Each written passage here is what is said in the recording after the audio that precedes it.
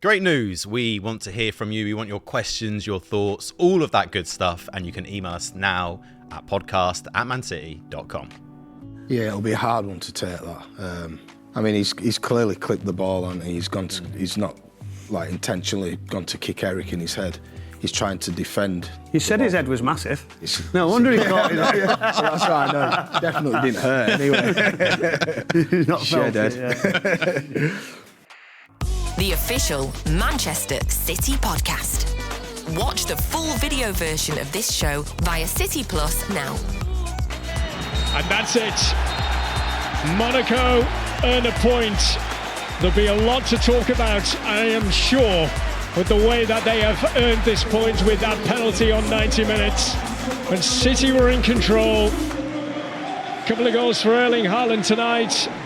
After Monaco then came back twice tonight after Haaland goals. City had the game in their hands, but a big major talking point be right to the end, the way that Monaco have got this point tonight. They're first in the competition.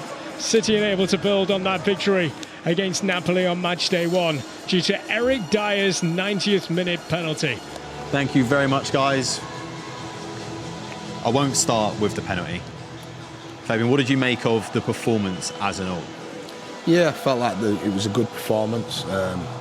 Like I said at half-time, after 30 minutes we seemed to get into a good rhythm. Came out in the second half, distributed the ball really well. And yeah, we looked like we was gonna sail free and come away with a win. I'm gonna get into the penalty. The reason that it's upsetting for me is, like, you'll have some referees who'll give that as a pen and some that won't. There doesn't seem to be any real consistency there. He's clearly touched the ball before. His foot is in a high position, but Does that get given in the Premier League?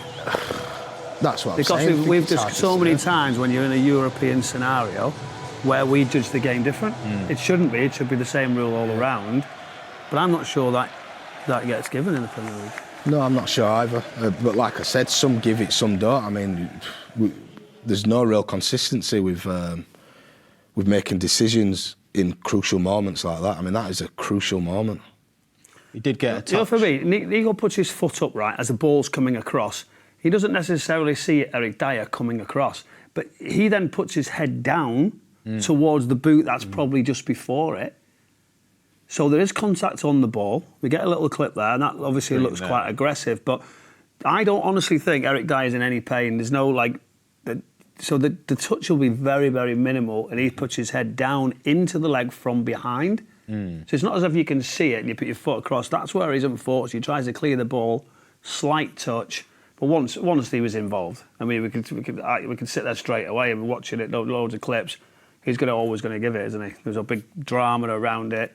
You can't not be winning games for that. You can't. It really is poor for me. Where do you think it was? We hit the woodwork twice. Do you think it needed that? Well, obviously in terms of the score, but did we need that third goal maybe before we made changes? Would you say? I understand. You asked me at half-time about the changes. We have to look after the players. You know, they can play for so long. That'll have been then pre-planned because they don't just make that if they don't feel like that's the right decision.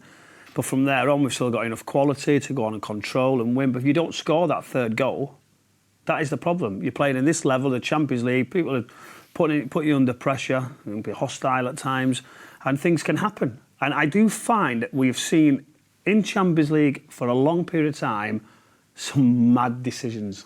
It's always got drama in it. We love the Champions League, but not when it's against you like that. Right. Let's hold our thoughts. Here is FG and Chris Ingram, pitchside. Yeah, thank you very much. Welcome back to Monaco. I mean, first things first, the final score ends 2-2. A result City will feel like they should have won. It's a tough one to take with everything that's happened at the end of the game. Yeah, but what a game. I mean, I personally underestimated Monaco. They were unbelievable. I think both teams did an amazing performance. So, yeah, it's a tough one to draw, but it's the way it goes.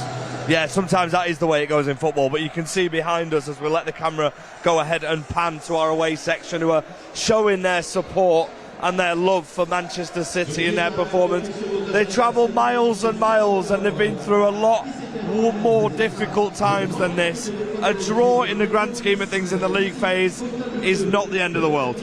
Not at all, not at all. And so much positivity today. I mean, just so many shots on target. We just, hit the bar twice, I think.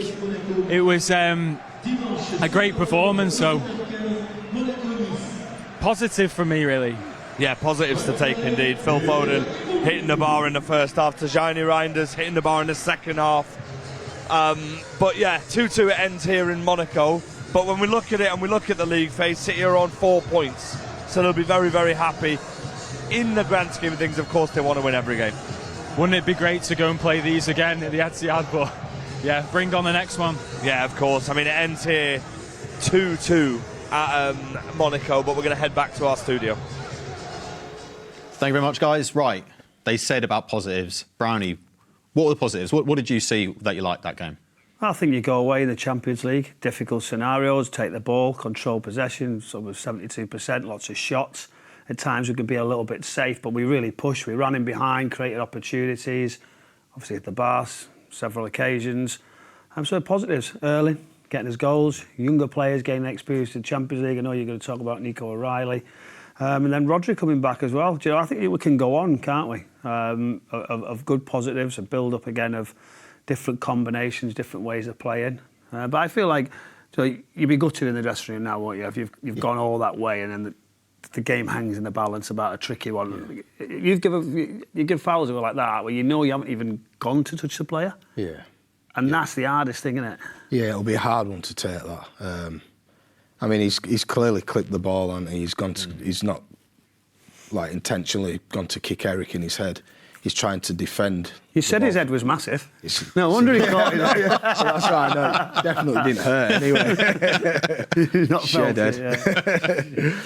But yeah, it'll be in the dressing room. They'll be absolutely devastated. I mean, you could see Haaland's face at the end there. He probably feels like he probably should have come away with a win there. So they'll be disappointed. But like Brownie said, there's so many positives to take away from that game. So many positive performances in Reinders. John Stones as well getting minutes. John Stones getting minutes. John's a mate, like some player, isn't he? Oh, he's an absolute Rolls Royce. I mean, there's another guy playing out of position and just comfortably like slots in there. I mean, if he was playing centre mid, he'd be comfortable. He's playing the Delph role. That's what we're going to call it. It's a Nico role. Anyway, on the Delph role, you said him, Nico O'Reilly. I mean, we spoke about half time, spoke about before the game, but that was a very mature performance. Yeah, very, very mature performance. Like some of the little subtle touches that he was having under pressure and just being really comfortable and composed was just... It's something that you'd see in someone who's played maybe 200-300 games. We're talking about a young boy playing in the Champions League. To put a performance in like that and not be phased, it's like really impressive. We were talking about when a team plays a low block against City. Beforehand, you could go, right, we can sacrifice a fullback or a defender and bring on a midfielder or a more creative player.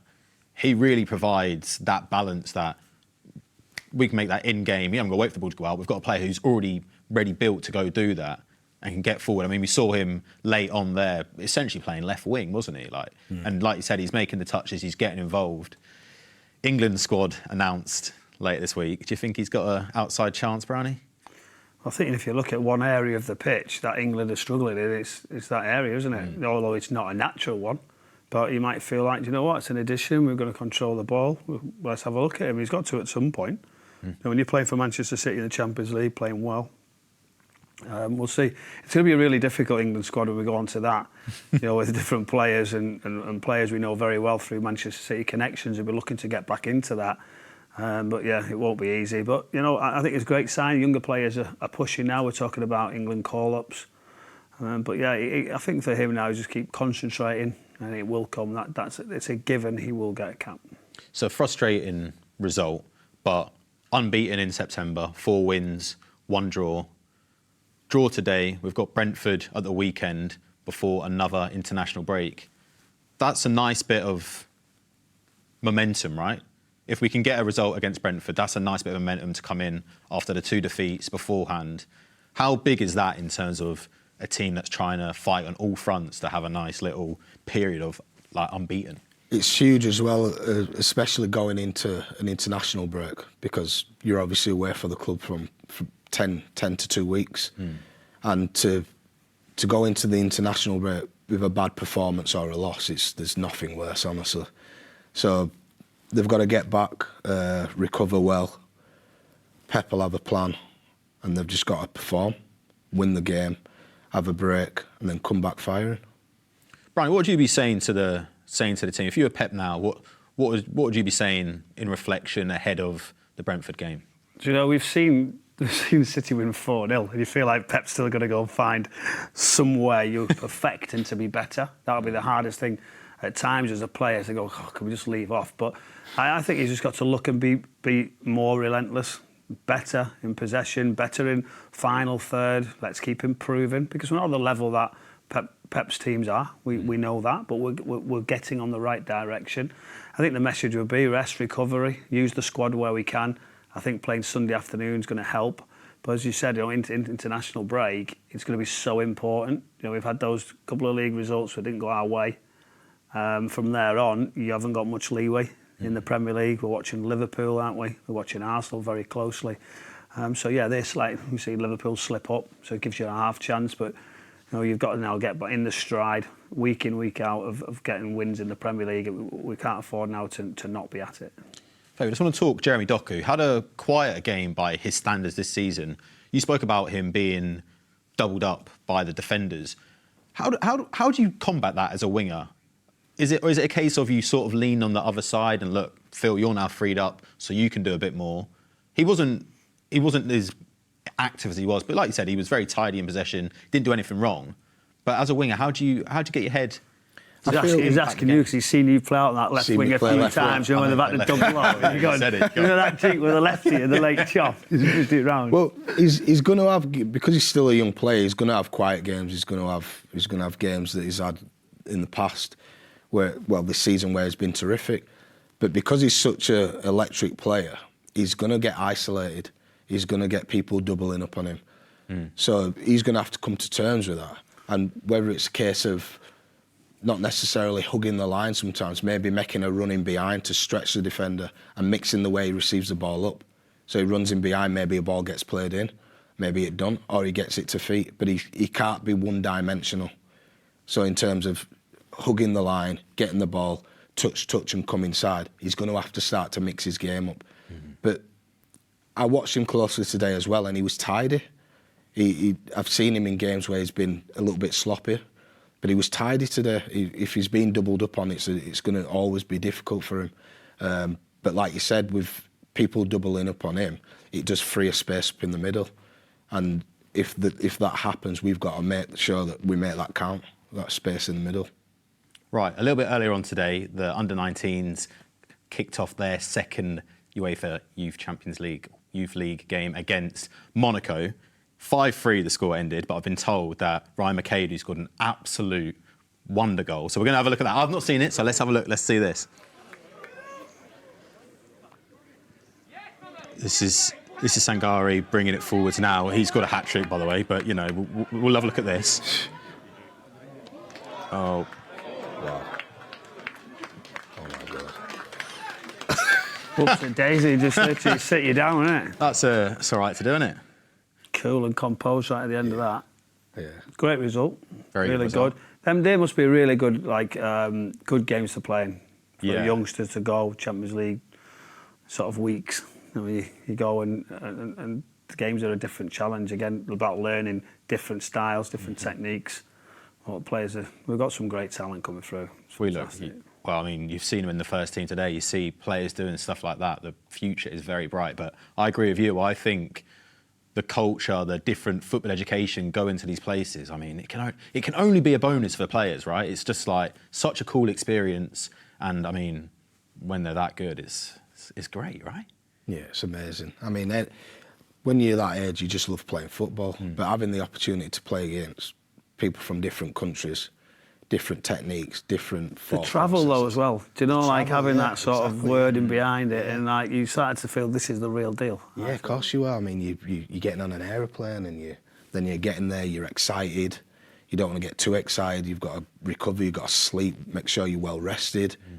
So these are all experiences that will help them in the future going forward. So These players know now they're performing in these games, they're getting close. Joe, there's games coming Yeah. up now where we're seeing the youngsters getting opportunities on the bench recently now. So why not? You've got to be ready, you've got to take their opportunity. I think the UEFA Youth League has a certain prestige. Playing in Europe is something that you aim to do as a player. So to get to do it young, I think, is wicked. Right, let's move forward on to Sunday. Brentford, Brownie, what do we need? What are you thinking for Brentford? We're still sort of looking at what type of performances Brentford are going to be. Keith Andrews obviously has come in as a young coach and watched his journey very well, worked with them in the media. Then he went into Sheffield United, started doing set pieces, supporting Chris Wilder, went under Thomas Frank, heavily much involved about organisation and detail. And Brentford have been built on that model for some time, so they've found it really a fortress of a place for people to go to. They've changed the style slightly, and now it's going to be a test. That's one of the clubs where you felt they were going to be under pressure, maybe a team that might have been close to the relegation. And we've just seen a couple of results after being under pressure. The Manchester United one last weekend. It was interesting. I was going up to the third tier at the Etihad, and everybody was watching the game, and that last goal certainly set a bit of a cheer. So supporting Brentford for one day, but now it's about, you know, go and perform and go and take the ball, go and put them under pressure, you know, sort of quieting down. Keith's not afraid to go with set pieces to mix it up and go longer, and you've got to be ready for the challenge. Drew there last season. I mean, Thomas Frank, or Brentford under Thomas Frank, to me felt like a very sturdy. You sort of knew what you were going to get. Put in good performances. They were very efficient. It is a new entity. What do you think, Fabian? Yeah, obviously it's different manager. So with that comes different systems, different setups. They've obviously made a really good signing in Jordan Henderson, who's very vocal, very experienced. So he's in the centre of the park. He's going to be there. He's going to be important to everything that they do this season. Kelleher, Collins, Henderson. Yeah. You know, like you sort of It's a good call. look at that sort of. But the games I've seen them play, they seem to defend with a really low block. And, I mean, it's always the case for when I've been at City or when I've watched City. A lot of the teams seem to play with a really low block and look for the counter-attack. So I feel like if we just keep the ball moving fast and we're structured and we're safe at the back and we stop those counter-attacks and those balls in behind, I feel like it should be a good day at the office. Talking of Henderson, really experienced player, the manager maybe not so experienced. How much is that of a bonus to almost have that level head, that experienced voice on the pitch? I mean, centre midfield as well, mega important. Oh, it's huge. It's huge. I mean, he's almost like a manager on the pitch. So every bit of detail that the gaffer will want the players to know will probably most likely go through Henderson and a couple of the older boys. And he's played at big clubs. He's a winner, top professional. So he's a massive signing for them. I mean, obviously he's 34 years old, so he's getting older. But he's still got that knowledge up there. He still knows how to pull players in, to keep plays structured. So they will be difficult to break down, but we've just got to be patient. We've got to move the ball at a fast pace and, like I keep saying, overwhelm teams, because that's, whenever I played, we'd be playing against the opposition, and a lot of the times they'd be like, what is going on? Like, why are you going in the middle? Like, they're all shattered, they're all wanting the game to end. So I feel like we've got to find that again. That level. That of level fear. That level of fear in the opponents. Like, at the minute, it's like touch, touch, touch. Some of the times it's touch, touch, touch, pass, commit, pass. Instead of just control, pass, move it right to left, tire them out, overwhelm them. And then at some point, one of them will release, either because they're frustrated or tired. They'll leave spaces, and that's when we have the opportunity to get Phil in the pocket, Reinders in the pocket, and something will happen from that. But if we slow it down and we're playing to their tempo and their pace, then it's just going to be them parking the bus and us playing tippy-tappy football. There's still a few players that are out injured, Brownie. We saw Rayan Cherki train ahead of the team flying over to Monaco. Do you think we'll see him feature potentially against Brentford? I mean, I hope so. We want to see him do brilliant things. He's exciting. I think the City fans are really looking forward to him. As it's us, former players, you want to see top players with ability. Someone can make you smile. Just somebody you sort of go, have you seen that? He's got that. And that's the excitement, isn't it? Certain players are steady and can do different things, but he can do things others can't, sort of ability like no one else has got. And we want to see him. But the time's got to be right. Sometimes with the international, you then sort of, well, we'll delay it. It depends where they're going to go, whether they feel if he plays some minutes, then does he have to go with international, or is it best to sort of wait another week or two? But they'll get everything right with the rehab, I'm sure.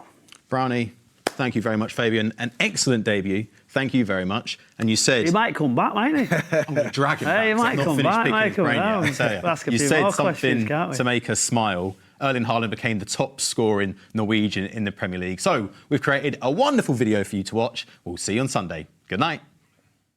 City reached an agreement with Borussia Dortmund to sign the Norwegian. Erling Haaland.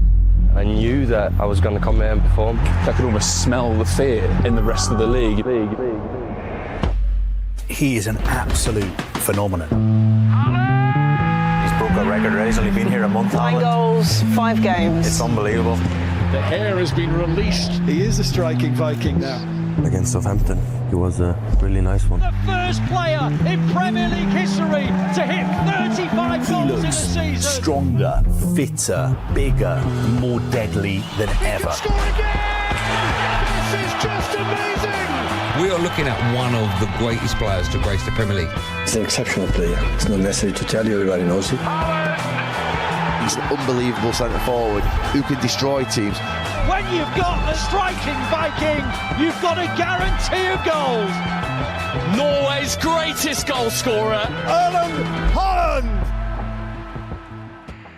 The unbeatable official Manchester City podcast. Watch the full video version of this show via City Plus now. Got a question? Send us an email at podcast@mancity.com.